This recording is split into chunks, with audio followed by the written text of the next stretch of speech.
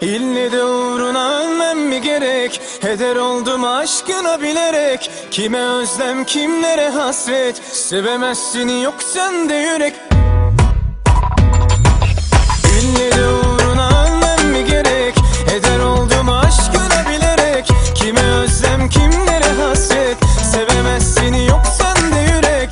Çekip sebepsiz gidişlerin, pişman olup da dönüp özürlerin. Senin bu tavrı hallerinle bende ne fikir kaldı ne de cümle. Ya sen bitir ya ben bitireyim, ya sen çek git ya ben mi gideyim. Aşk dediğin bir yerde bitiyor, bitince acıtıyor.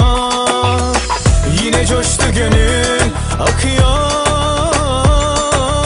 sensizliğin yakıyor. Sönmeden, küllenmeden bir karar ver artık, ya kal ya da git. İlle de uğruna ölmem mi gerek? Heder oldum aşkına bilerek. Kime özlem kimlere hasret, sevemezsin yok sende yürek. İlle de uğruna ölmem mi gerek?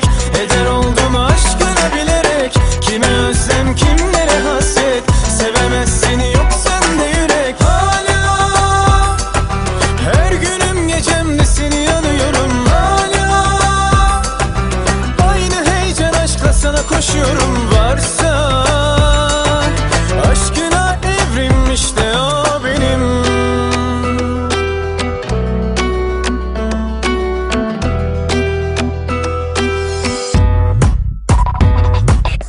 İlle de uğruna ölmem mi gerek? Heder oldum aşkına bilerek. Kime özlem kimlere hasret, sevemezsin yok sende yürek. İlle de uğruna ölmem mi gerek? Heder oldum aşkına bilerek. Kime özlem kimlere hasret, sevemezsin yok sende yürek. Çekip sebepsiz gidişlerin, pişman olup da dönüp özürlerin. Senin bu tavrı hallerinle bende ne fikir kaldı ne de cümle. Ya sen bitir ya ben bitireyim, ya sen çek git ya ben mi gideyim. Aşk dediğin bir yerde bitiyor, bitince acıtıyor. Yine coştu gönül akıyor, sensizliğin yakıyor. Sönmeden, küllenmeden bir karar ver artık, ya kal ya